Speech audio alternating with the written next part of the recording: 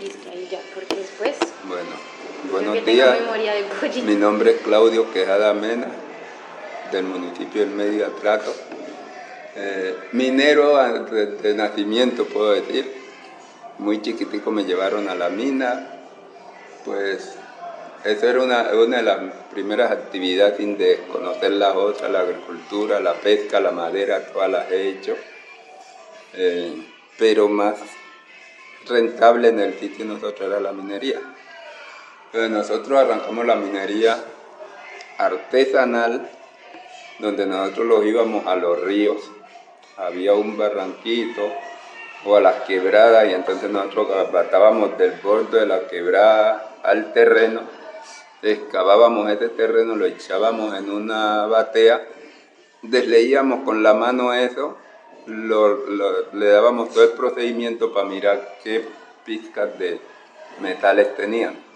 Si hallábamos metal, entonces seguíamos. Si no hallábamos metal, íbamos a buscar a otro, los corríamos por otro lado a buscar hasta que uno así iba hallando. Entonces arrancábamos del borde de la quebrada hacia arriba. ¿Y a usted quién le enseñó esa labor? ¿Usted cómo entra en el Pues, mundo de la minería? entré a la minería porque, bueno, antes de yo hubieron otros antepasados, mis abuelos, mis padres, y entonces ya yo cuando fui muchacho mi papá iba con mis abuelos y yo iba con papá y abuelo. Entonces como muchachos iniciábamos a ver cómo lo hacíamos y nosotros también íbamos practicando. En tu tiempo libre del estudio, nosotros los íbamos a los montes a hacer esa labor o a la minería. Entonces, de eso lo sosteníamos para así, y uno trabajando y poco a poco el terreno se iba poniendo alto, porque acá en la quebrada pues está bajito, pero a medida que si aquí parecía oro íbamos aumentando hacia el terreno se va subiendo, Claro. o la peña en veces se va bajando, se lo va quedando muy difícil. Cuando ya eso se quedaba difícil, que no lo podíamos hacer uno solo, entonces ya decíamos, hay que buscar más gente para que lo ayudemos, porque esto es barro, no contra oro. Yeah. Entonces hay un barro que uno lo catea, es decir, no larga nada, entonces ese barro hay que botarlo. Hasta que hallábamos la veta donde iba el oro. Como ya era difícil, teníamos que buscar una cuadrillita, 4 o 5, para que hiciéramos ese trabajo, y cuando llegábamos a la veta, a cada quien se le daba su poquito de tierra de mina para que él hiciera. O en su efecto se sacaba todo lo que era mina que habíamos alcanzado a desmontar y lo lavábamos a un solo totumo, como se dice, y partíamos. Se vendía y se partía como socio, una sociedad. Eso se arrancó. Eso en vez se llamaba mangueadero.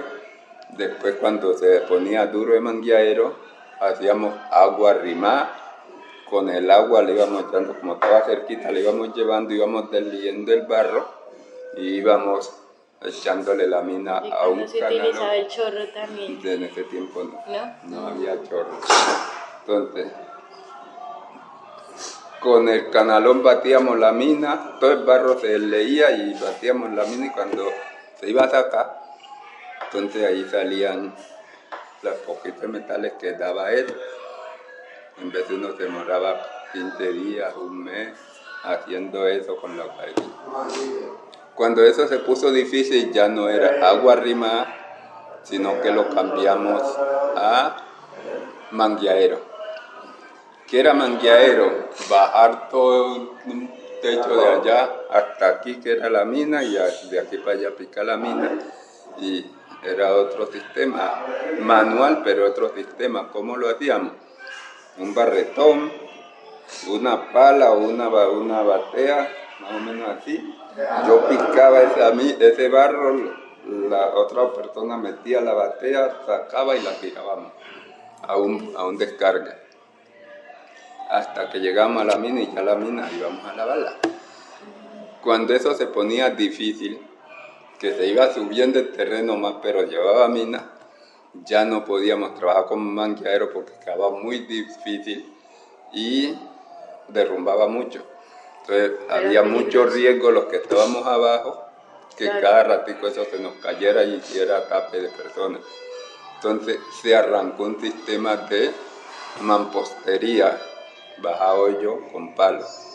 Entonces, al principio lo usábamos acá en la frente, acá en el sacao, para avanzar. Y cuando ya eso estaba muy hondo, entonces le poníamos en los cuatro lados, forrado de palos, y los íbamos enlazando para que eso sostuviera todas las paredes y nos íbamos bajando por aquí. Bajábamos allá, sacábamos la mina.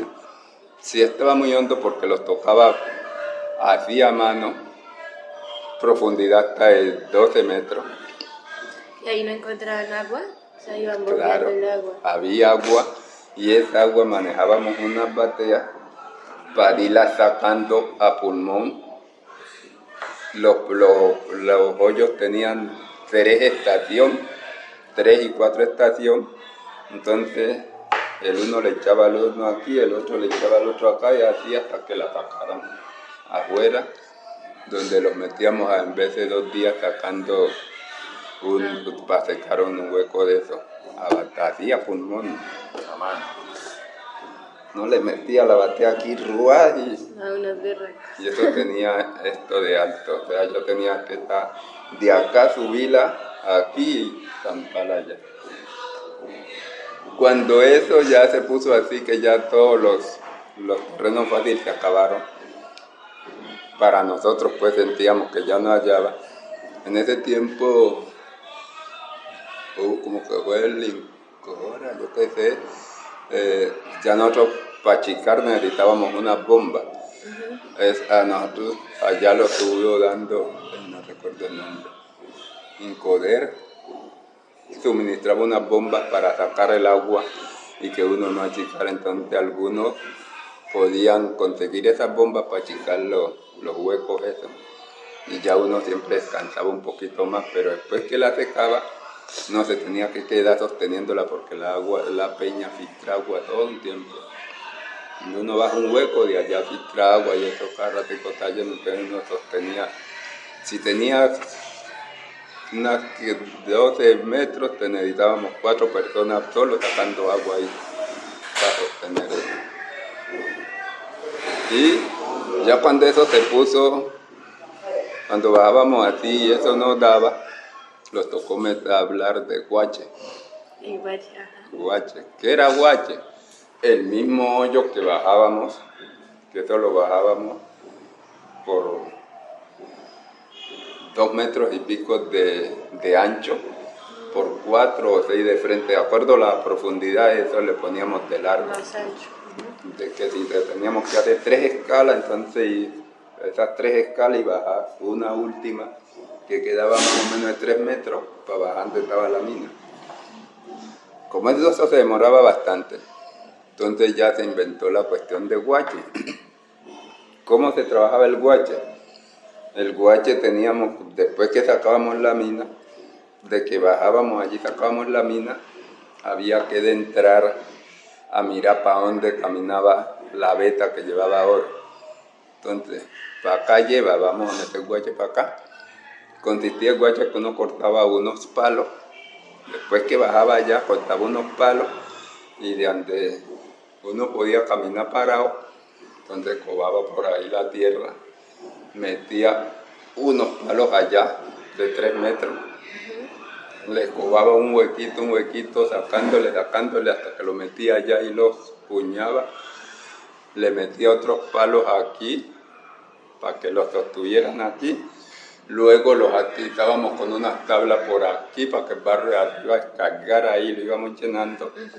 Y metíamos otros palos aquí, que cogiera el palo que va aquí, y que eso llaman palanca. 2 palancas aquí en la boca, a 1 metro otras 2 palancas, y entonces le íbamos metiendo unas tablas aquí. Nos quedaba así, en triángulo. Así acostadito, porque las palancas bajaban así. Entonces nos las iba metiendo aquí y le iba apretando con piedra, con barro acá para que ajustara el terreno de allá. Entonces iba quedando como una cuevita. Y hacíamos un túnel. Un túnel, ajá. Un túnel triángulo. Allá arriba tenía más o menos una vara y acá podía tener 3 varas abajo de ancho. 3 varas es una medida. Sí, porque si se dejaba muy ancho se caía.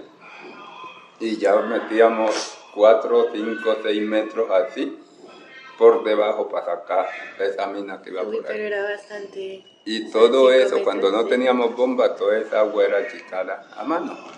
Entonces, así trabajábamos cantidad, dejábamos en el guache ahí 3, 4 meses, porque en ese tiempo la mina no se hacía permanente, sino que tenía sus etapas. Y cuando ya salíamos como a cosechar o a pescar o a hacer la otra actividad. ¿Y había como tiempos fijos del año? ¿O Sí, cómo era? Por ejemplo, ¿qué tiempo meses? fijo, nosotros minábamos diciembre, o sea, noviembre y diciembre. Mayo, junio, allá en nuestra zona. Ajá. Mayo, junio, porque en junio era es la fiesta del río, entonces mayo y junio era de minería. Y de ahí se salía a recoger cosecha y de entraba noviembre y diciembre. ¿Y por qué esos meses? Porque Porque se acaba la nosotros cosecha. estábamos haciendo las otras actividades, la pesca, la agricultura o la madera.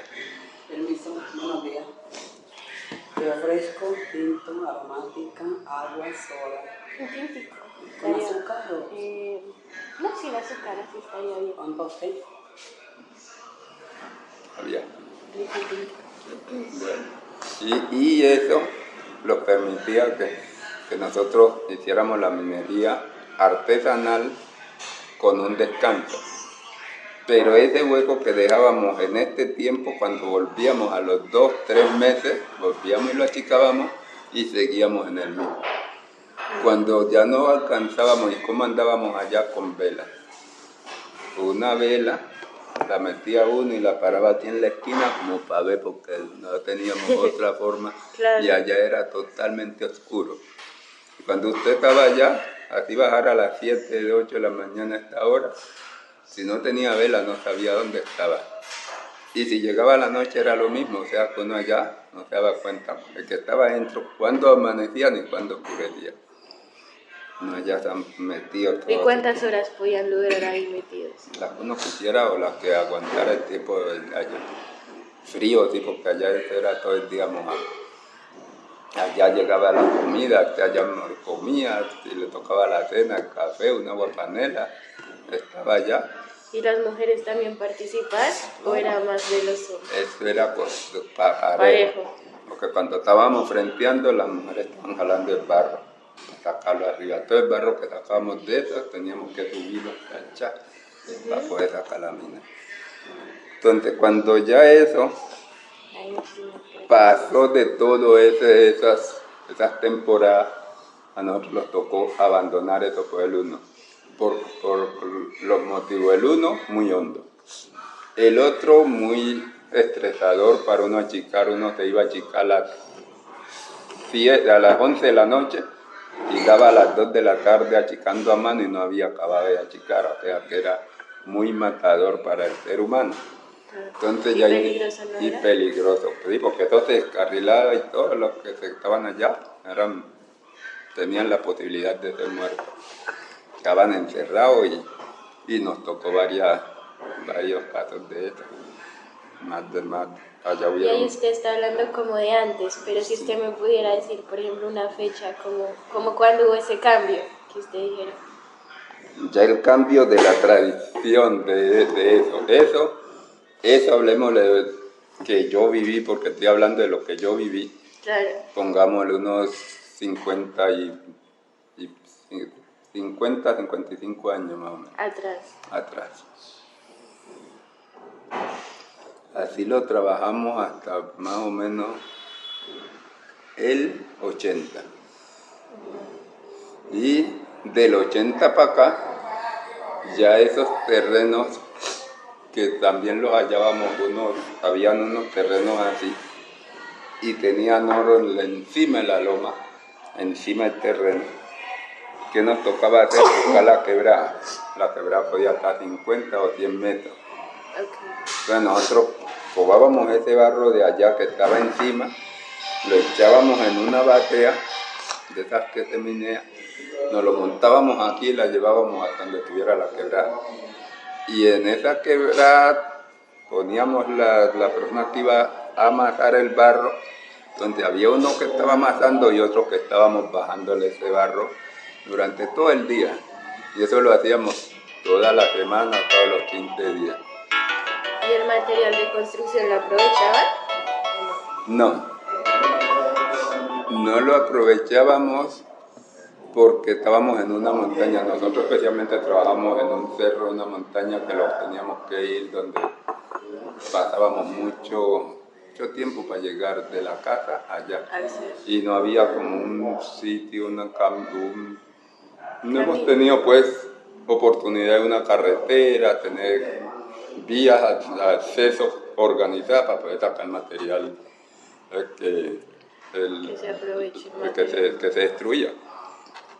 Entonces ese trabajo también fue muy cansón y ya cuando vimos eso fue que iniciamos a hablar de lo mecanizado. O sea, después de que hicimos todas esas etapas, entonces abandonamos ese sistema de minería y ya como el gobierno fue mecanizando, entonces en otros departamentos hubo gente que vio lo de los sistemas y llegaron a imitar allá. ¿Y de dónde venía esa gente, por ejemplo? Gente que fue para el Zaragoza, para Caucasia, pues todo eso, el Nariño, donde allá habían unas dragas más peligrosas todavía que las que nosotros trabajábamos, pero igual ellos con esas dragas se zampaban al río y por allá iniciaban a trabajar y les iba bien, pero también eso quitó mucha vida, que muchos ahogados. Y ya vinieron a implementar esos sistemas acá. Y el otro sistema ya fue una motobomba que la poníamos allá donde está la quebrada a absorber agua, le montábamos hasta 300 metros de manguera para entrar a chorrear allá donde habíamos dejado el corte. Entonces eso, ya ahí leíamos el barro, íbamos llevando toda la vegetación, todo lo que había se iba viendo, pero ya lo iba quedando como el residuo, que era el material de oro que íbamos buscando, oro y platino. Entonces ya ese sistema se fue. Cuando ese sistema pasó, ya una bomba no podía con más manguera de la que le metíamos el sistema que teníamos. Entonces también nos tocó abandonar ese sistema porque ya era más el gasto que le hacíamos que la producción que eso nos daba. Y ya, tipo como en el 90, 95 ya nos metieron el sistema totalmente mecanizado, unos monitores grandes para lo que estaba profundo del agua y una retroexcavadora para lo que estaba encima. Entonces ya en estos momentos tenemos estilo de monitor y estilo de retroexcavadora.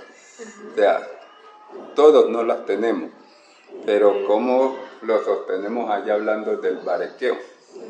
Nosotros el barequeo de esas mismas personas que estamos con la mina tradicional, lo que andamos es detrás de esa persona que tiene su entable mecanizado, para cuando él saque su trabajo, entonces nosotros entramos con su batea, su pala, a sacar las esquilas que él deja, para mirar cómo hace uno su como gran que convive. Convivimos con eso, pero con muy baja rentabilidad. Porque para la gente del común, la gente del territorio es con muy baja, no se vaya, son castellanitos, 2 castellanitos, como hay personas que puede irle bien en un momento, pero por lo regular es más los que no hacen cosas de chiste que los que hacen, a excepción del dueño rentable, que si en ese corte lleva mina, a esa persona le da bien, como igual cuando no lleva, porque nosotros no trabajamos con estudios para saber dónde está el oro. El estudio es la vista, la los conocimientos empíricos que tenemos, armamos el trabajo y lo falló, se perdieron ahí en este momento, pueden ser 300, 400, 500 millones de pesos en cualquier 1 o 2 meses que se pierden ahí con el sistema mecanizado. Entonces, esa es como nuestra historia que tenemos de la minería tradicional. Pero miren, lo que usted me está diciendo es muy interesante porque, bueno, ustedes se cambiaron, pero esa vocación minera empezó, o sea, sí, por lo artesanal. Entonces, sí, uno, pues yo, por ejemplo, podría decir, no, es que usted es un minero ancestral, ¿sí? Yo soy ancestral, claro. Yo soy ancestral porque conozco y viví todos los mecanismos que hay que hacer con la minería. A mí me llevan para un terreno y yo digo, aquí podemos trabajar con una agua arrimada y yo la diseño y la hacemos. Si digo, aquí hay que hacer un sistema de mangueadero, yo lo diseño y lo hacemos. Si hay que hay que mampostearlo, yo lo diseño y lo hacemos porque lo sé mampostear. Si toca llevar un guache, yo lo llevo. Conozco la madera que hay que meter y desde que hay que material, yo lo corto el material y diseño la llevada del guache. Y hago toda la infraestructura, o sea, yo ya la hice. Y eso, sí, claro, eso no se me olvida, porque esas cosas que se le metió a uno de lo que uno iba viviendo. ¿Cómo hacerlo? Y si usted me pudiera de pronto describir como esos cambios, o sea, además de la técnica, pero de pronto si hubieron cambios, no sé, a nivel cultural o a nivel organizativo, como positivos y negativos, por ejemplo, bueno, en el rendimiento fue más, pero de pronto, no sé, ya antes trabajamos en familia y ya después eso cambió, como ¿cuáles serían esos cambios que usted... Bueno, los cambios sí han sido cambios tenaces. Cuando éramos a mano no se veía ninguna violencia, no había nadie que perseguía a uno. Nosotros veníamos acá y ya traíamos 10, 15, lo que pudiéramos traer, y nosotros podíamos mostrarlo en cualquier parte, ese material. No pasaba nada porque la minería no fue satanizada cuando se hizo en el mundo. La minería es una actividad de primer renglón. ¿Qué pasó? El sistema del país, porque tampoco digo que fue la violencia de los actores, el sistema del país colombiano satanizó el sistema minero porque pareció muchos recursos cuando ya se mecanizó. Entonces, ese sistema se asociaron los políticos tradicionales poderosos, los hacendados poderosos con la delincuencia. Y crearon delincuencia para aprovecharse de la minería, entonces ya hubo un cambio. En este cambio de que ha venido la minería mecanizada, quien no es que la han construido ellos, pero ¿qué pasa? Yo pude conseguir mi máquina, pero en mi territorio ya se oyó la fama que está apareciendo oro. Llegan los actores a apoderarse de eso. Entonces, yo para trabajar ese territorio, tengo que primero hablar con el actor que está ahí de turno, tengo que pagarle una plata, quiera o que no quiera. Los impuestos que cobran. Unos impuestos sin que él haya dicho nada, haya puesto nada, y si yo no le pago, o me muero o me voy. Pero ahí tengo que hacer cualquier cosa. Entonces, ¿qué ha hecho el gobierno con nosotros? En ese cambio nos satanizó la minería, que es ilegal, pero esa ilegalidad la puso el mismo sistema del Estado Nacional. No fuimos nosotros los campesinos, porque nosotros no fuimos los que traímos las primeras máquinas. Entonces, ¿dónde ha cambiado? Donde eso, primero ya la satanizaron, a nosotros los pusieron donde ningún campesino puede manejar 100 millones de pesos de minería. Cosas que se gana cualquier parlamentario robándole al pueblo miles de millones y no pasa nada. Y si a uno le consiguen 20 millones de pesos por minería, lo meten preso y se lo quitan. Entonces, ese cambio es demasiado brusco para la población que ha venido haciendo la minería ancestral. Lo segundo, como se apoderó los actores que vienen a patrocinado por el gobierno y los hacendados, usted tiene que pagarles a ellos lo que ellos dicen, no es lo que yo veo que puedo dar. Claro. Entonces, si eso no se paga, ¿con qué termina? Desplazamiento de la gente o muerte de las personas que se oponen a eso. Ese cambio no lo vivimos en la minería tradicional, porque éramos los mismos, sacábamos poquito, pero sí lo sosteníamos con lo que sacábamos. Y como las cosas estaban baratas, estaban cómodas, nosotros lo sosteníamos con eso. No había tanta existencia. Después de exigirle a uno, tanta exigencia de exigirle a uno que tenía que estar esto. Entonces todas esas cosas para nosotros eran muy satisfactorias. Bienvenida, siga. Buen día, sí. ¿Cómo está? Mucho Bien, gusto. gracias a Dios, Claudio Tejada. Entonces, ese cambio, ¿qué pasó con eso? Acabó con la tranquilidad de la gente en los pueblos. Más del 60% de las poblaciones tuvieron que desplazarse. Acabó con la parte educativa. Ya no había educación porque si yo me voy, me llevo a mi familia. Otros que hacían, sacaban a los hijos para cuando yo se formara la guerra, yo poder correr más rápido. ¿Y qué hacían los hijos? Venían a una ciudad donde no tenían respaldo de nadie, unos muchachos solos en una casa o en una casa de un paisano, de un amigo, donde lo ponían era darle maltrato.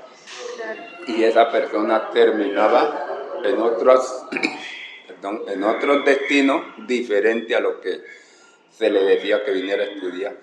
Porque usted aguanta hambre, no rinde, piensa cosas diferentes, y esa es la situación que hemos venido viviendo. Entonces, mientras algunos pudieron conseguir cómo sostener un poquitico su seguridad alimentaria, otros no pudieron, pero igual tenían que dejar a los hijos solos acá en la ciudad para que ellos se defendieran y los viejos allá guerreándola sin saber qué podía pasar de un momento a otro. Vino la prostitución, que eso creció. Todo actor armado que llega a un territorio entra montando esa prostitución. Y eso hay el irrespeto, no puede tener la mujer su esposo, la violan, nosotros vimos la violaron en presencia del esposo, de la familia. Todo eso se vivió, porque ellos no iban porque eran los dueños de los entables, sino porque se apoderaban de los entables y que cambiaban las normas comunitarias, y era lo que ellos decían. Entonces, nosotros como campesinos y un minero como minero, si quería minar, lo que tenía era que cumplirles a ellos, porque si no le cumplía, o se salía o se moría, pero que allá no quedaba sin que tuviera bajo el régimen de ellos. ¿Qué otra cosa pasó con eso?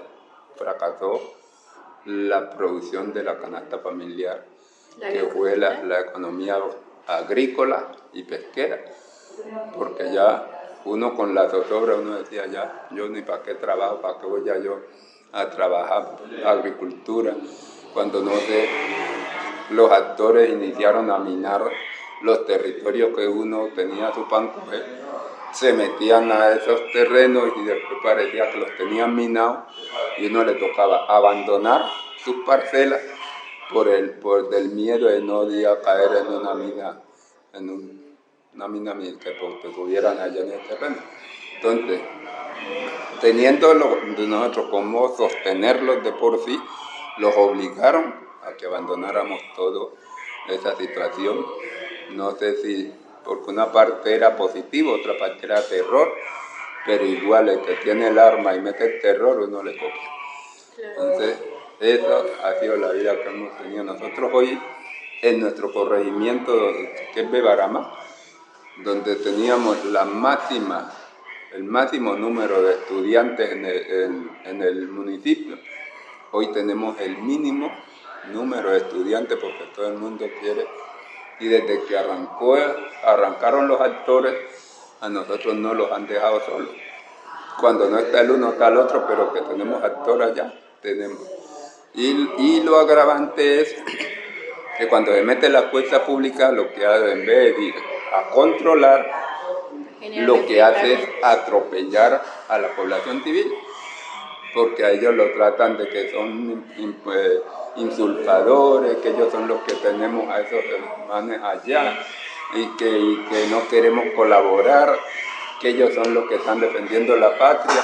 Pero si yo le digo a la fuerza pública, a cualquier coronel que esté allá, sí, en tal parte están guardándose los actores, antes de que ellos lleguen allá ya esa gente se dieron de cuenta.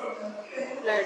Entonces, eso nos hace entender a nosotros que los actores son mandados y son coordinados con la fuerza pública, que eso, así el presidente, el que sea, que quiera decir que no, pero eso nunca se lo... A mí pues, durante este vivo no se me sale porque yo sé que eso, los actores funcionan porque la fuerza pública los faculta. Y usted me decía, bueno, ese cambio se dio en los 80 y la llegada de los actores hermanos, ¿como que coincidió con esa fecha o fue un poquito posterior? De acuerdo a la minería no se escondía. Entonces, a medida que los mineros fueron metiéndose a hacer minería y fueron produciendo oportunidades, primero se fueron creando unas bandas a robar a esos mineros. Entonces, fulano está haciendo oro, se organizaban un grupito a perseguir a esa gente para robarla. Claro. En eso había muerte, porque si se retiaban, los mataban, o buscaban el mecanismo, pero que robaban. Y ya, como eso se fue escandalizando, los actores fueron persiguiendo, porque ellos, el sistema del país es que el poder hay que cogerlo donde está generando. Entonces, si allá está generando, allá inventaban cómo mandar grupos a que fueran a controlar eso. Y así fueron llegando a esos sistemas donde había minería. Y algunas partes que sembraron coca así sin esos actores, allá la violencia no bajó por ni ha bajado. Que hoy, por alguna circunstancia, hayan reducido un poquitico, como que, pero de que eso acá ha bajado, no ha bajado. Yo soy un tipo social, y cuando llegó la FARC allá, me tocó bien duro. Primero les tenía miedo, segundo recobré confianza con ellos, y yo estuve en todo el proceso de la negociación de paz. O sea, en mi caso soy actor, constructor del proceso de paz en Colombia. Usted es un líder social. Porque en Cocomacia nosotros hemos trabajado por la reconciliación de los seres humanos y defensa del territorio, defender esas dos. Nosotros hemos sido los que hemos estado al frente del territorio y peleando para que no se haga tanto masacre, que hemos derramado sangre, y bastante, que hemos tenido que enfrentarnos con algunos actores, algunos de los que tienen ideología, porque el que no tiene ideología uno no haya cómo entrarle. Digamos, los paramilitares cuando llegaron solo le copiaban a su jefe. Esos no le escuchaban a ninguna comunidad por reglamento que tuviéramos, por asociación.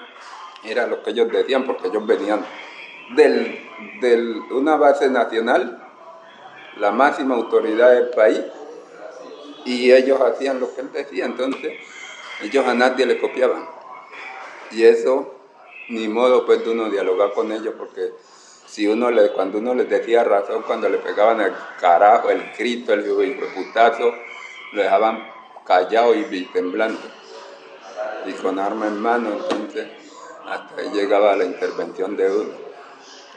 Pero con la FARC tuvimos un poquito más de oportunidad de dialogar, y Y dimos hasta que se instaló la mesa. No fuimos del 100%, pero sí fuimos parte de la insistencia que eso se visibilizara y eso era lo que pedíamos.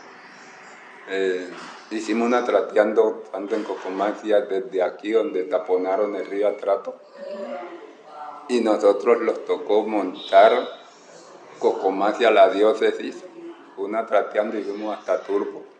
Y en todos los pueblitos había actor, pero en todos los municipios donde entramos hicimos manifestación hasta Turbo y de allá regresamos y cuando terminamos esa ira dejamos abierta la ruta nuevamente de transportar, por lo menos en las chalupas.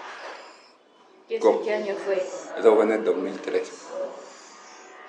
Entonces, de ahí para acá se fue dinamitando. Hoy, por lo menos, ahí el transporte. Lo que no pudimos recuperar fue la vía de la lancha, pero al menos el transporte de la gente en chalupa, en bote, se pudo rescatar con restricción, pero ahí se está viajando. Pero todo eso ha venido de la minería, el tema social que hemos venido en la minería viviendo, porque en mi región, el municipio de Medio Atrato tiene varios corregimientos, varios ríos. Tiene 3 ríos que son de vocación minera combinada, minería con agricultura, pesca y caza y madera. Y hay otros que no son mineros, sino que son vocación agrícola, pescícola y maderera. Pero entonces, igual la minería da un bombo más duro y esa minería baja hablando, yo no estoy haciendo nada y me voy estos días a trabajar allá donde está la minería y la hemos ido asociando con personas que no son de río, pero van con su cultura, su honestidad y van a hacer minería allá. Pero ya hoy la minería para nosotros ya es mecanizada.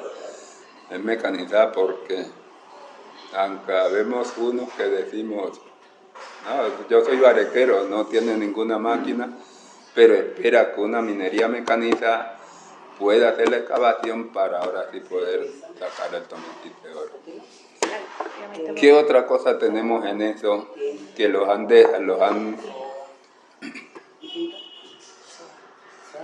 que nos han desesquematizado? O sea, yo como barequero me miden con lo que yo pueda vivir, tenga la familia que tenga. Esa es otra injusticia que hay dentro del tema minero.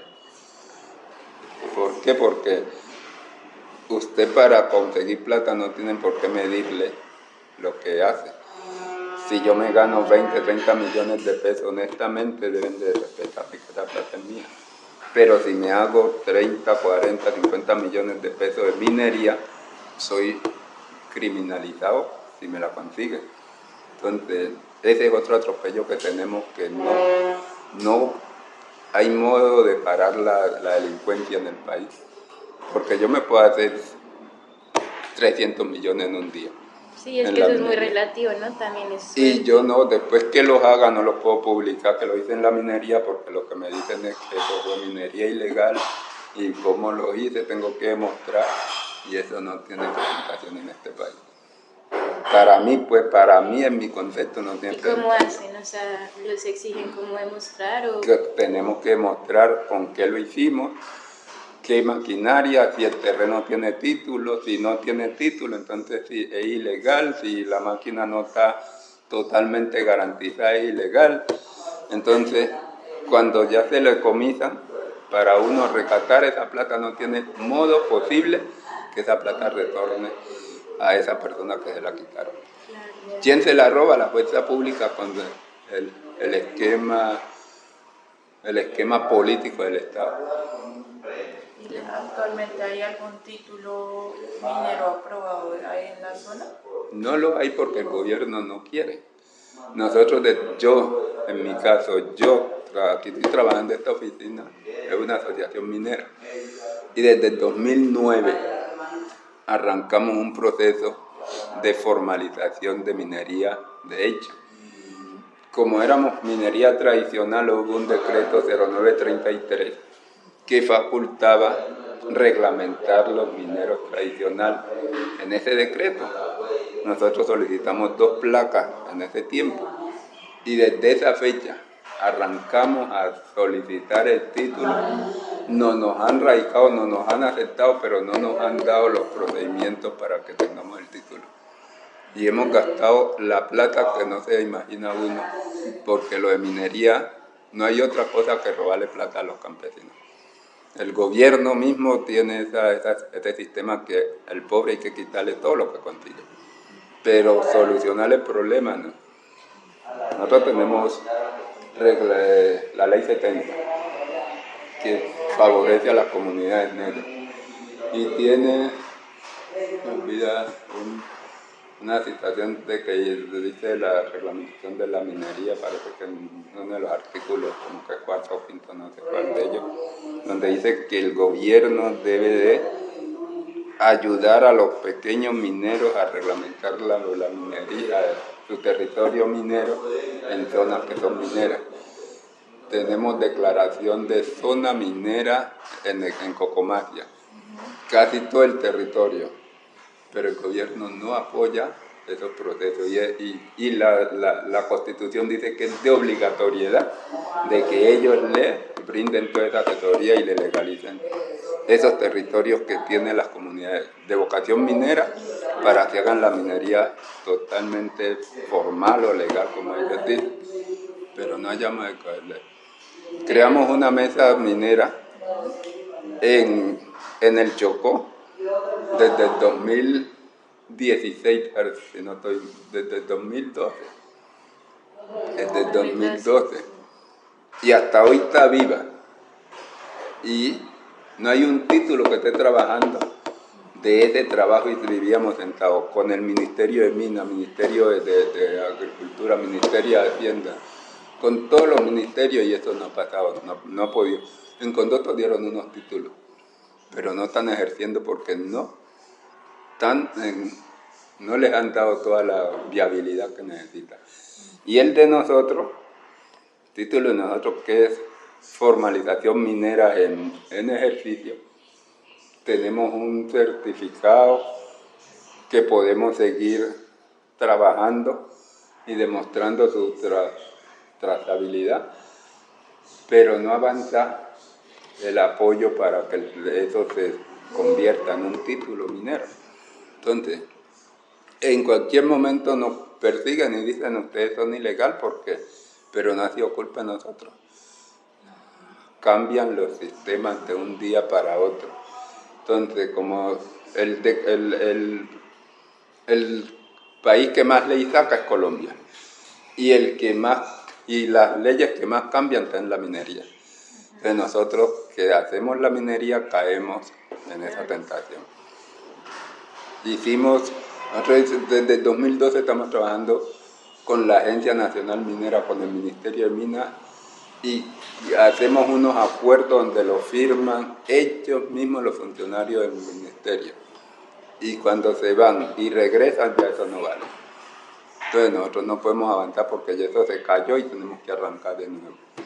Ahí se han robado más de 15 mil millones de pesos que lo ha robado el gobierno, apoyando la minería en el Chocó, pero no se ha visto qué ha pasado porque no hay un título todavía formalmente legalizado. Lo vienen gestionando desde el 2012. Nosotros arrancamos en 2009 y la mesa minera arrancó en 2012. Sí, yo leí que se habían comprometido a dar 6, ¿no? 6 títulos. 6 títulos.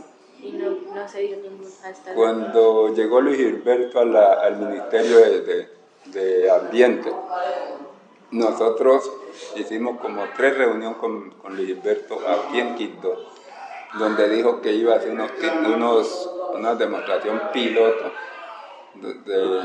tanto de minería como de agricultura. Nosotros le apostamos a la agricultura para hacer la minería asociada.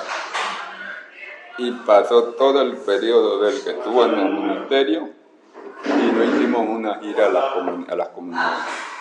O sea, que se quedó esa demostración piloto en cero.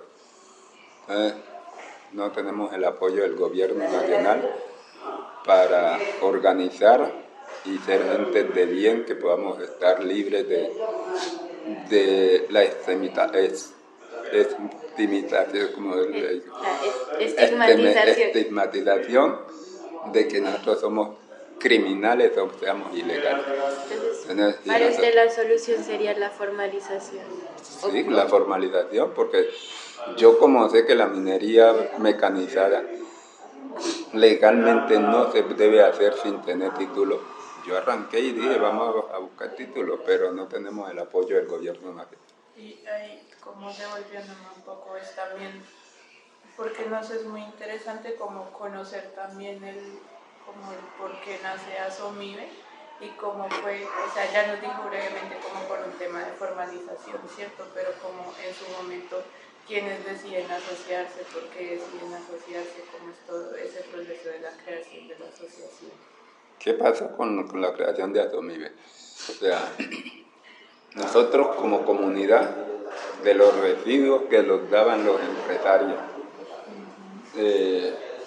antes de eso creamos un reglamento minero, cómo pudiéramos trabajar Cocomacia, municipio y comunidades, y mineros. De ese reglamento, como para que hubiera una orden, qué le tocaba al minero, qué le tocaba a la comunidad, qué le tocaba al dueño del terreno, para que no hubiera pues el saboteo. Eso lo permitió una orden bastante. Entonces, ese se inició a cumplir. Cuando creamos ese reglamento, nosotros de algunos recursos que nos tocaban como comunidad asociada, dijimos, pero si los otros tienen un entable y están haciendo, pues consigamos un entable nosotros, unas maquinarias para que también trabajemos en territorios de nosotros. Y en cualquier parte donde haya un terreno dando producción, nosotros podemos entrar. Bien sea como asociado o por un lado. Entonces, la gente aceptó que consiguiéramos esas maquinarias. Entonces ya yo dije, para que estemos formalmente, tenemos que montar una asociación, porque las máquinas eran socias. Entonces asociémoslos como comunidad y creamos una asociación, y por esa asociación solicitamos la formalización como consejo entre Cocomacia, la Junta Mayor y los consejos comunitarios, que la norma, la ley nos permite eso. Claro. Entonces ya nosotros hablamos con la Junta Mayor y dijimos cómo hacer esa asociación. Entonces iniciamos a censar a la población y que la población tuviera acuerdo a que creáramos la asociación. Entonces hicimos una junta, elegimos una junta que pudiera administrar, pues que fueran como los responsables de la asociación, porque meter todas las personas era muy expendioso, lo que organizó una asociación con 2.000, 3.000 personas. Siempre tiene que haber una representación. Entonces metimos 8 personas para que esos 8 estuvieran al frente de la asociación y estuvieran organizando y dándole resultados a la población. ¿Cuál era la misión y visión y misión de eso? Velar por el bienestar de toda esa gente. Ahí tenemos la misión de la asociación. Todo eso se lo hemos presentado al gobierno, que es lo que nosotros queremos, y entonces ya arrancamos con eso. Pero hasta hoy todas las intenciones de nosotros han sido fallidas, porque no han pasado el filtro del gobierno nacional. Entonces esa era la misión y visión de la asociación dentro del río, y que todos los mineros estén respaldados en esa asociación. Cuando el título salía a nombre de los consejos comunitarios, pero era a beneficio de toda la población que está. Y que la población, nosotros como asociación no teníamos todavía eso de recaudar todo el material y nosotros ser los responsables. Más adelante miramos que eso debería de ser, porque si no ve que cualquier persona monta una compraventa y recoge material, nosotros mismos que teníamos lo entregábamos. Entonces nosotros dijimos, pero nosotros porque también no podemos hacerlo. Claro. Y dijimos, montemos un sistema de compra y todo el material que pase por aquí y las utilidades sirven para las obras sociales de arriba. En lo que uno se puede, pues no hemos podido organizarla todavía conforme uno quiere, porque, bueno, Es decir, como una somos compraventa sí, como estamos en la ilegalidad, porque hasta no tener el título nos queman las máquinas, así sea una motobomba, puede entrar el gobierno y allá las queman de que las hayan trabajando sin el título. Sí. Entonces la gente tiene miedo diciendo pues que esto no los ha servido, que nosotros como estamos, ¿para qué llevamos su material allá? Que eso le entregan al primer postor, pero por esa situación, porque nosotros no hemos podido garantizarles una tranquilidad a los pequeños mineros que están allá en el territorio. Pero no es culpa de nosotros, sino culpa de...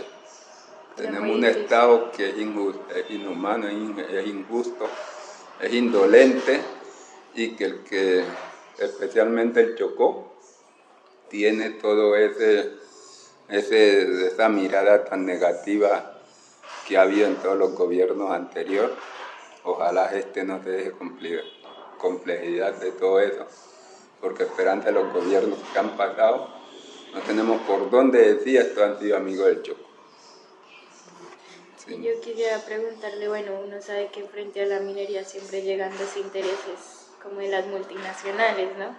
Entonces ustedes como comunidad, ¿cómo se han enfrentado a esa situación? ¿O pues sí se ha presentado como esa situación? No, es que al principio nosotros rechazamos toda multinacional y hasta ahora en la mesa minera las hemos rechazado.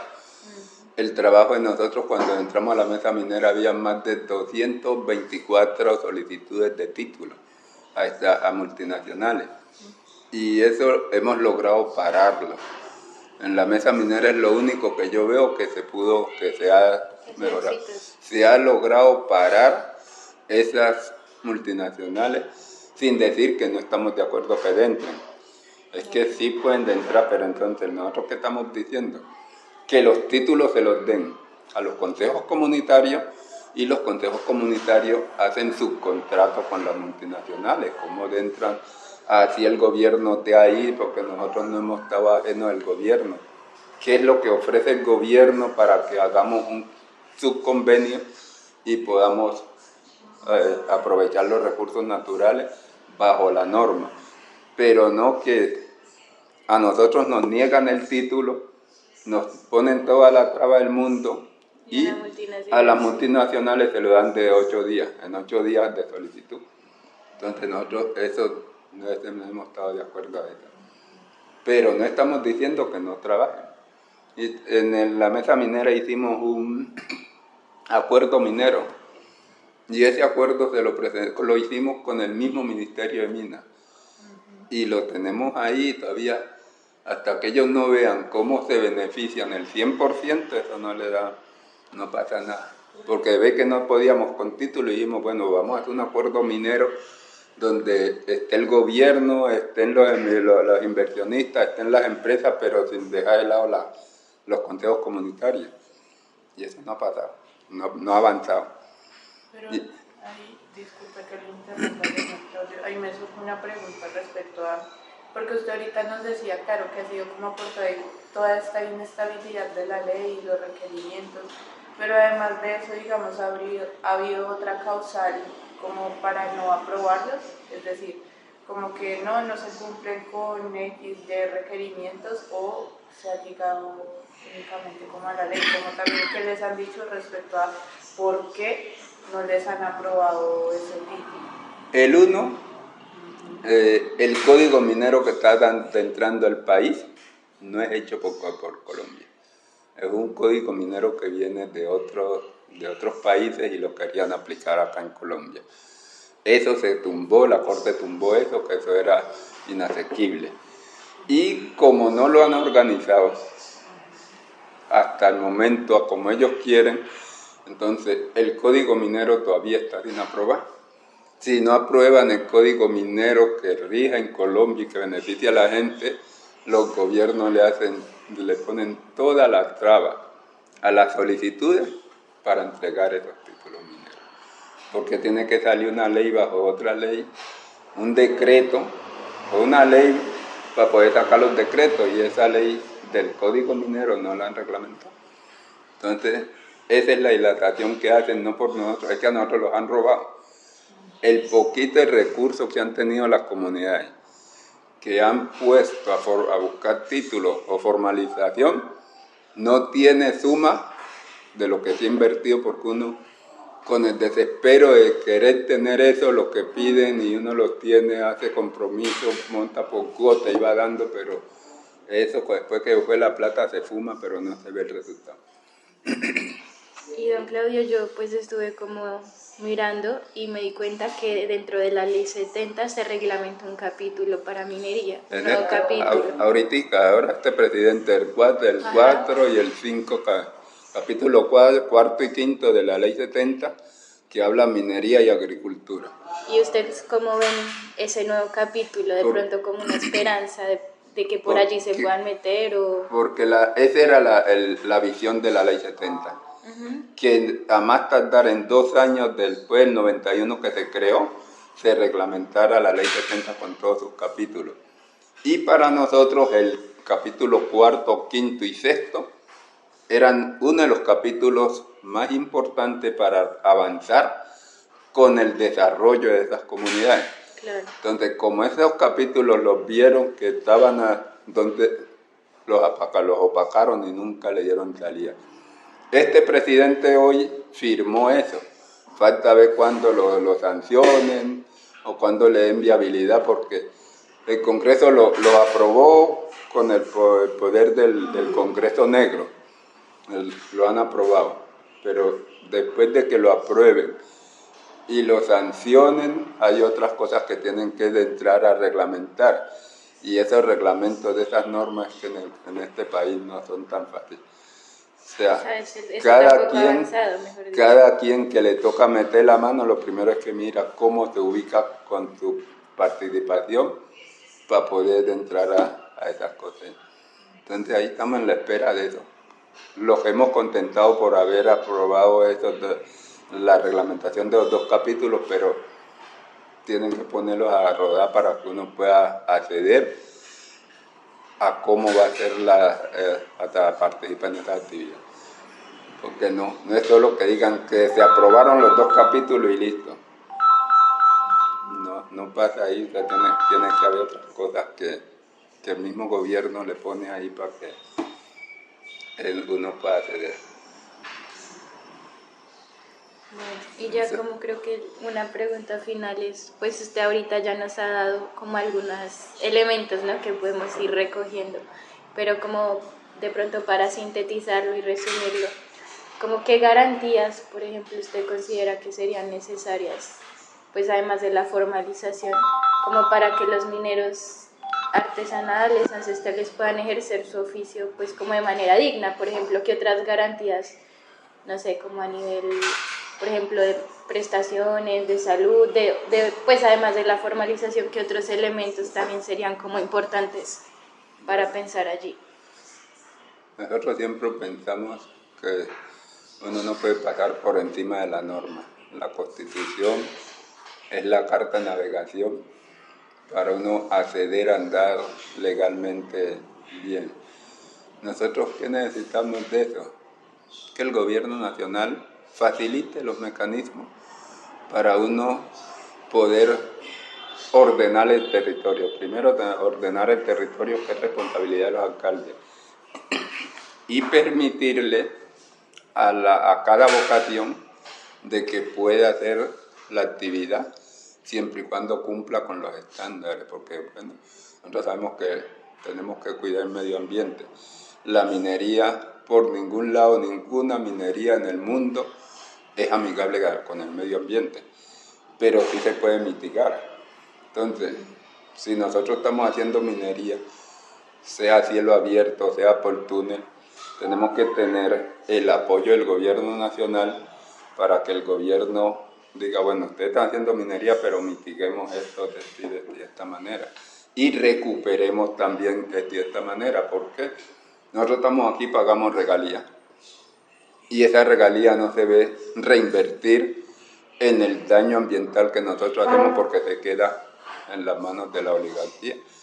Entonces, si vienen y los hacen una comisión, dicen, no, pero es que ustedes son unos depredadores. Pero ¿quién tiene la plata de lo que pagamos? Entonces, esa plata que sale de este territorio también invirtámosla en capacitar a esos pequeños mineros que sepan hacer la minería y tratar de recuperar el territorio destruido. Y eso para eso nos cobran unos impuestos. Todo minero paga regalías, bien o mal. Si no la paga directa, la paga indirecta, porque cuando yo le vendo el oro que yo trabajo a otro, él para sacarlo tiene que legalizar y decir este oro de dónde viene. Porque el gobierno para recoger recursos no mira, pero para criminalizar, ahí sí mira. Entonces, si de aquí sale un oro, tienen que decir de dónde viene. Y hace como unos 4 años, en un municipio que nunca tiene vocación minera, sacaba el más oro que salía del departamento de Colombia. Y no producen un oro. Y el gobierno, sabiendo eso, aceptaba. ¿Y qué municipio era ese? Política, no recuerdo. Y tenían una cantidad de barrequeros, más de 5.000 barrequeros legalizando oro, y allá no hacían minería. Y ahí, como complementando esta, teniendo en cuenta como la vocación también ancestral del territorio, que la gente no solo se dedica a la minería, sino también a la agricultura, ¿hay como alguna apuesta desde la asociación, desde los mismos consejos comunitarios por la diversificación? Es decir, por ejemplo, no sé, en Río Quito ahorita están haciendo una reserva, algunos proyectos productivos también, entonces como si se ha pensado, porque puede que no, como otras alternativas que puedan complementar también el tema de la minería. En eso, ¿qué pasa? Uno tiene que ser muy sincero. La minería es donde hay oro, es una cosa que alborota mucho el poder económico. Cuando usted inició a manejar poder económico, se olvida de toda otra actividad, porque esa es rápida y bastante. Pero hay muchas otras comunidades que le están apostando a la conservación del medio ambiente y a otras actividades productivas. Entonces nosotros, ¿qué es lo que estamos diciendo? Yo conozco el Río Quito bastante. Yo fui autor y me tocó sustentar aquí en Quito la sentencia T622 que declaró el río Atrato como sujeto de derecho. Aquí andé con el magistrado que aprobó la sentencia. Yo estudié en ese curso para montar esa tutela. Me tocó viajar aquí en Chalupa, fuimos a Río Quito a mirar todo el daño que se había hecho ambiental allá. Me tocó volar con el helicóptero con los funcionarios de la corte, el gobernador, los que habían apoyado la tutela. Pero cuando eso se hizo y nosotros ponemos sus querellas que no queremos, cómo queremos vivir en el territorio, se queda en la palabra.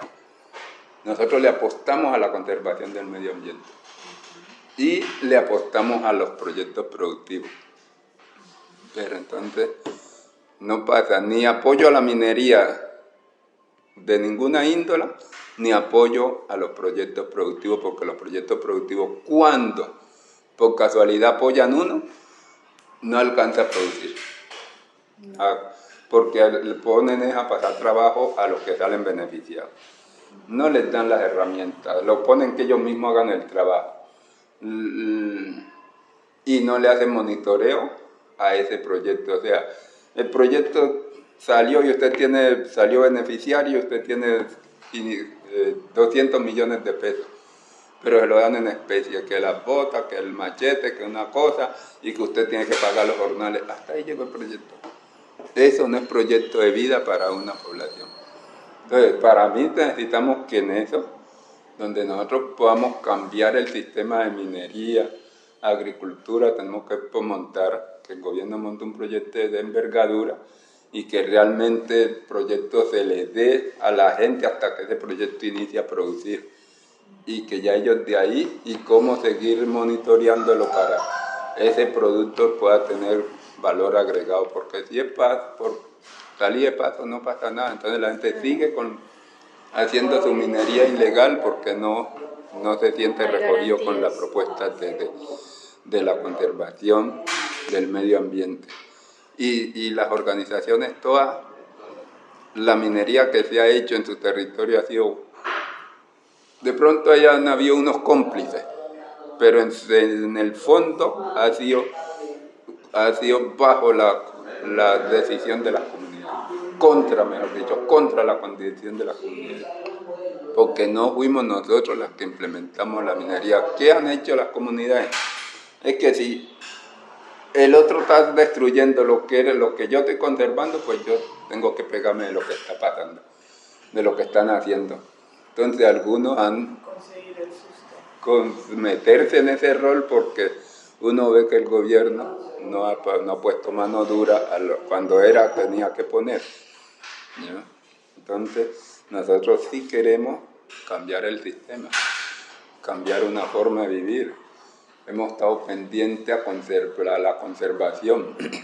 Yo discutía con muchos ambientalistas, porque en Colombia, el país que cuenta con selva, por lo menos nosotros tenemos 800.000 hectáreas de tierra titular, y usted la camina de punta a punta y no ve una deforestación hacia sus orillas. La deforestación de nosotros ha sido muy interna, externa. Si usted se monta aquí en una lancha, de aquí hasta Murindó, que gobernamos nosotros, usted no ve deforestación, ve selva que usted le da miedo meterse.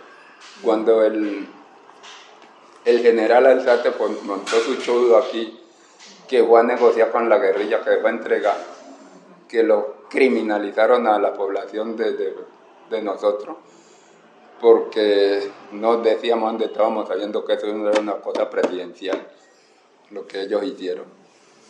No hallaban cómo meterse a ninguno de esos pueblos porque sobrevolaban y la selva no deja ver qué hay allá debajo de la tierra. Entonces nosotros sí hemos sido conservistas del medio ambiente.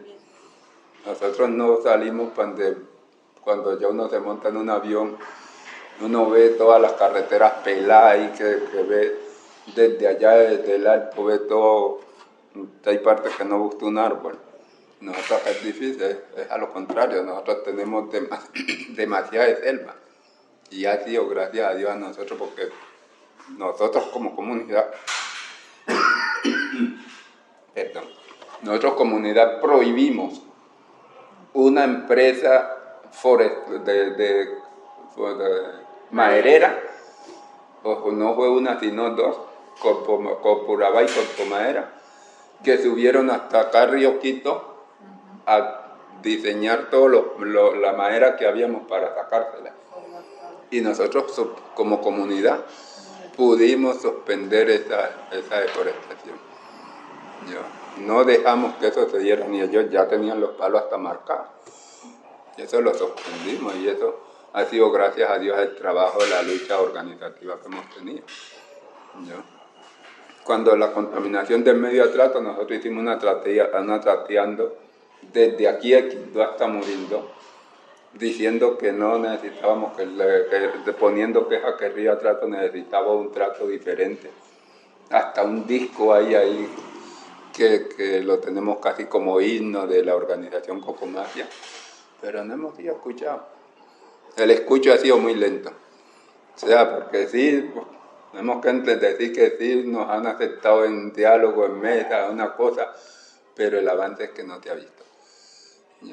Y si ustedes escuchan ese disco,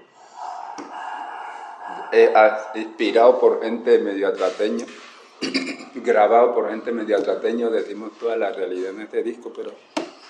¿Y ese disco se puede conseguir? ¿Dónde? Claro, en Cocomacha lo consigue a la hora, y en la emisora lo tienen de portal. Interesante escucharlo también.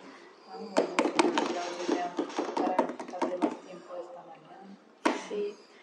Agradecerle, no sé si... Sí, no, pues agradecerle primeramente por su tiempo y también pues mi compañera Jimena se perdió la reseña histórica, pero aquí fue muy interesante comprender. Ah, sí.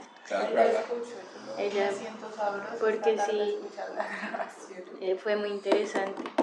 Nosotras también pues queríamos como comentarle lo que habíamos pensado, porque como pues desafortunadamente usted no va a poder acompañarnos en la reunión, pues como le comentaba, la idea es poder reunirnos pues con la comunidad y un poco compartir como esas anécdotas como para tratar de definir, como bien le comentaba, como bueno, qué es eso de tradicional, ancestral, artesanal.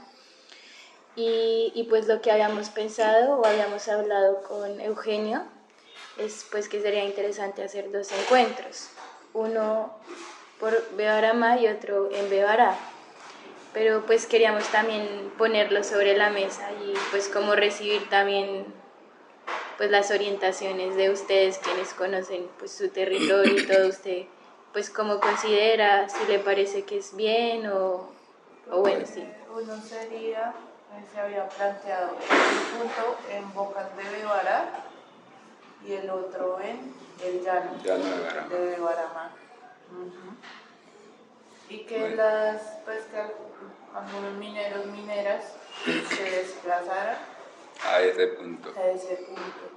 Lo que pasa es que en ambas partes, en estos días, sin decir pues que no se haga, son complejas.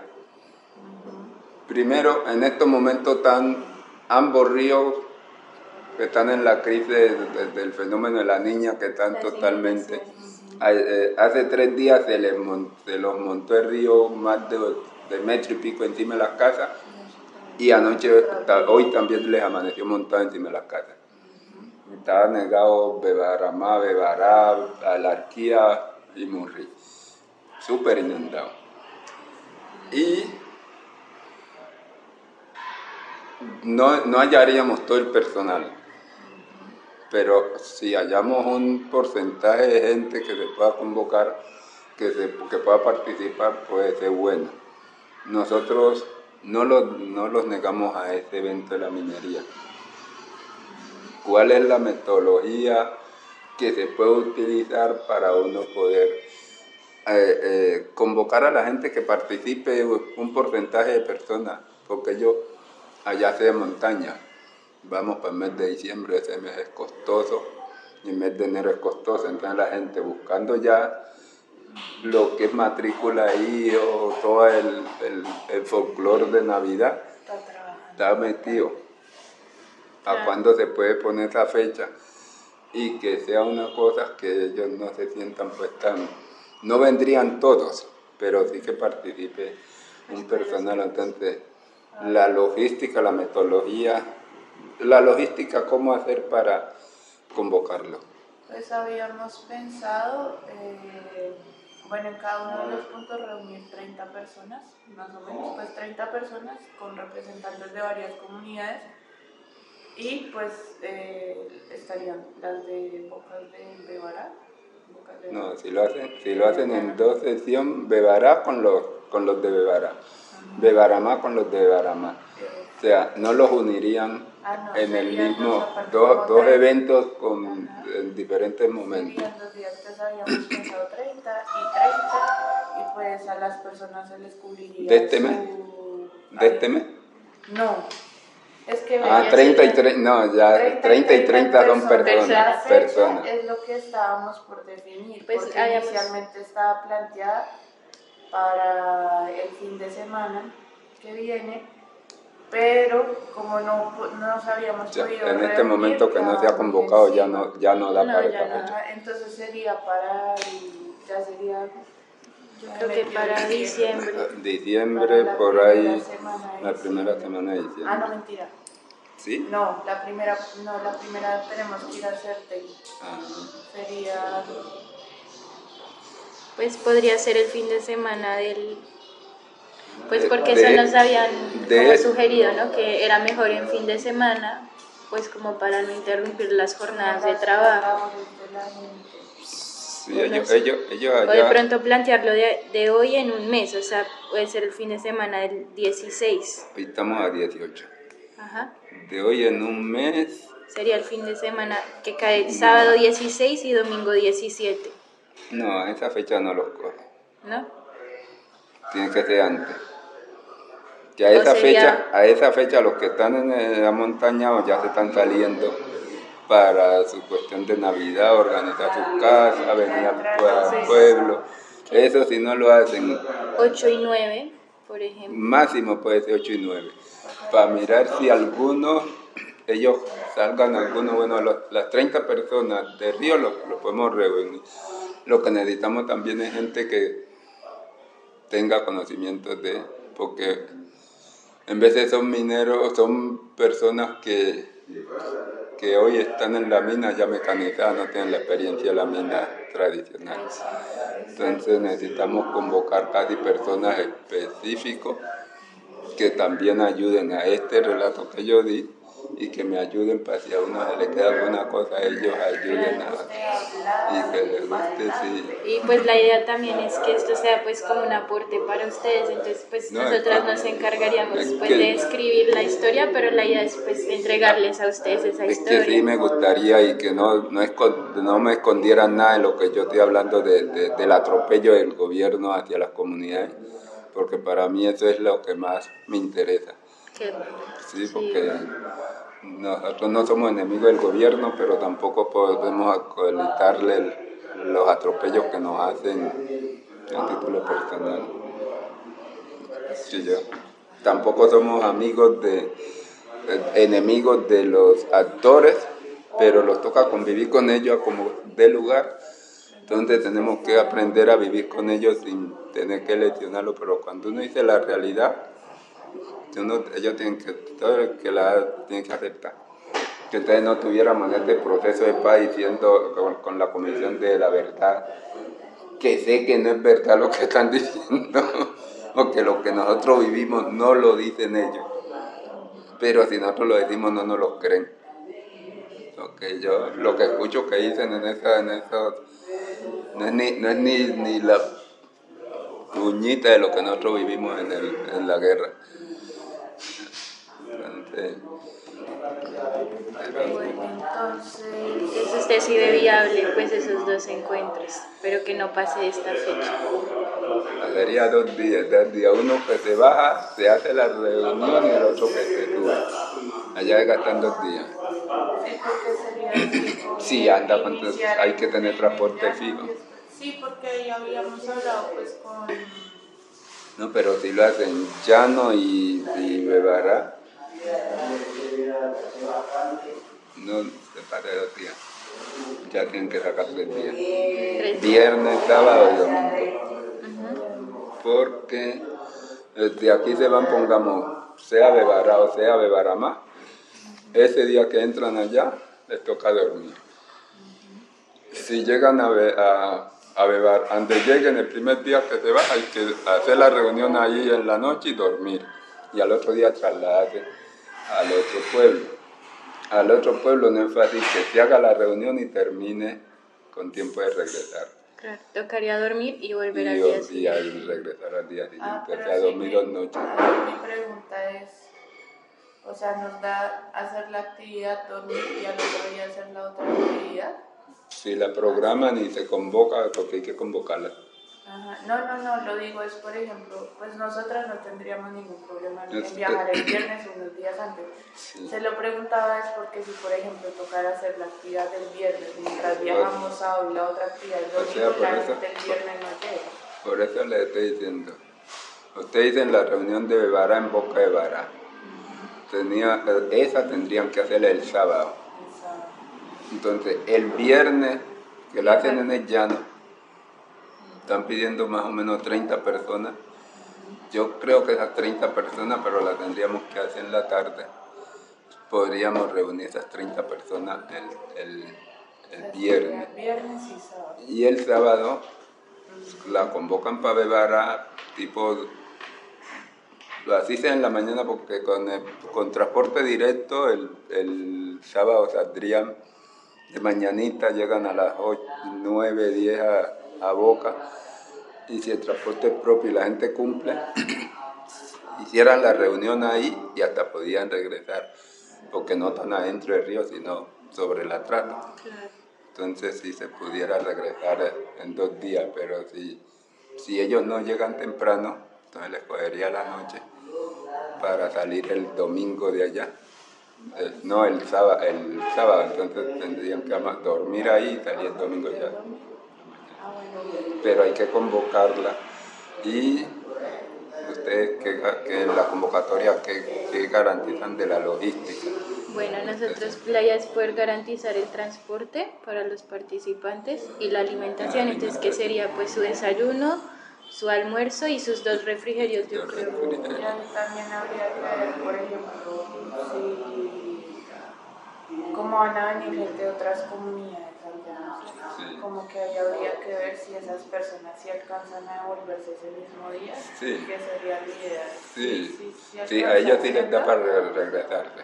Bueno. A ellos sí les da para regresarse, pero el tiempo del evento, más o menos, ¿qué tiempo puede durar? Pues digamos que, a ver, porque nosotras teníamos pensado una cosa pues larga, pero también entendemos como los tiempos de la gente. Entonces, pues no sabemos si la gente pueda quedarse como toda una jornada o solo la tarde, como que nosotras No, también por eso, porque es que el tiempo hay que ponérselo, o sea, en la convocatoria hay que poner el tiempo. La convocó, o como ustedes están hablando con Coco Macia, las convocatorias de Bebara se las pueden dar a Coco Macia, que el líder de allá las haga llegar, que él sabe quién viaja, ya viaja a Motor todos los días. Y las convocatorias de acá me las pueden dar a mí, les dejarlas aquí, yo las hago entregar, pero deben de llegar esta semana antes del viernes. No, sí señor, la idea es poder Y entregarle pues su oficio bien redactado, diligenciado. y yo se los hago llegar a ellos. Y Coco Macia se los hace llegar a un miembro de Coco Macia, porque allá hay un directivo. Es el señor, pero que a mí me dieron el número. Ese directivo es Johnny. Ese directivo se las hace llegar porque para allá viaja Motor todos los días. O sea, que no la quieran socializar es otra cosa, pero que les llega, o que las lleve, no se las entregue a tiempo. Johnny Moreno. Y él debe participar en esa reunión, apoyarla. Él hasta debe andar en la comisión de ustedes, porque también lo necesitamos que vaya a beber más. Claro. O sea, usted a Johnny lo tienen que meter dentro del equipo de ustedes. O sea, para ese río es Johnny, porque cuando dijeron que la reunión de BT puede ser representante legal, pero el representante legal no conoce mina, no es minero. El tipo que no está en una dirección pero no conoce la actividad, habla toda otra cosa diferente. Claro. Porque no conoce cómo se maneja aquí cada quien en su campo. Pero el minero allá sí es Johnny. Si no va Johnny, de ahí cualquier otro que vaya a escuchar o a torpedear. Claro. Porque no sabe de... Ahí lo tendremos en cuenta al señor Johnny. Y ya ahí me tendrían que meter a mí en el equipo, porque si yo estoy con el arma en el cuerpo todavía, yo podía ir al menos hasta Garamá, que es mi río. No sé si claro. Allá o vaya hasta Bebará. Si me meten en el equipo iría hasta, acompañaría. Entonces, yo a la EBT no voy a ir, no puedo ir. Pero ya ustedes mirarán con esto. Y si a ustedes les gustaría de lo que traten en BT, mirarían si en el transcurso de la semana, cuando me vengan a traer la convocatoria acá, si yo estoy aquí, me hacen un medio bosquejo para ver cómo la asimiló, porque el secretario del municipio de Beté es de Bebaramá, pero no ha sido minero, no conoce minería. En vez el alcalde manda a esa gente a reemplazar, pero no tienen los conocimientos, no saben nada de este proceso organizativo. O sea, lo que nosotros hemos hecho por la defensa del territorio, le ha sido un estudiante que lo que no aprenden en el estudio, si no lo ponen a investigar no se dan de cuenta y ellos, sin decir pues que él no puede estar, pero que uno se confíe que él, ¿no? Nosotros aquí tenemos que decir la verdad, para si nos van a dar sus cocotazos más duros, no los den, y si los quieren abrir, estirar la mano con cariño, no la estiren. Necesitamos que esto camine por de la mejor forma para que gobiernos y comunidades hagamos un buen equipo. Así es. Bueno, entonces estaremos en contacto esta semana para traer el oficio, para contarle cómo nos vaya en BT y para seguir coordinando lo que se pues viene. es lo que se viene, el encuentro que se viene. Sí, bueno, nosotros aquí como hacemos este pequeño listado De asistencia. de asistencia. Yo ya ni escribo, ya los años se me comieron ya no fue. Si quieres yo le ayudo a llenar. Llene y yo coloco como la firma apenas desea. A ver, usted me va dictando. Es lo Nombre completo. Claudio Quejada Mena.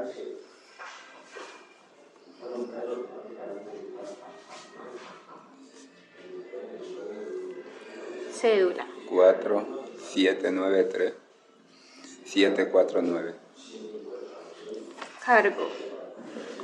Representante legal. De Asomive.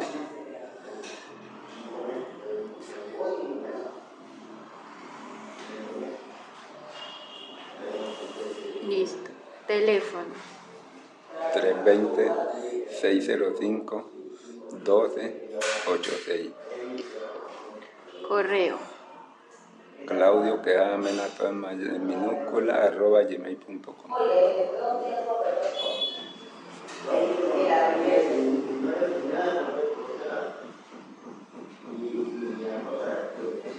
Y ahora sí, el autógrafo. Vamos a ver si soy capaz. Se me llevó parte de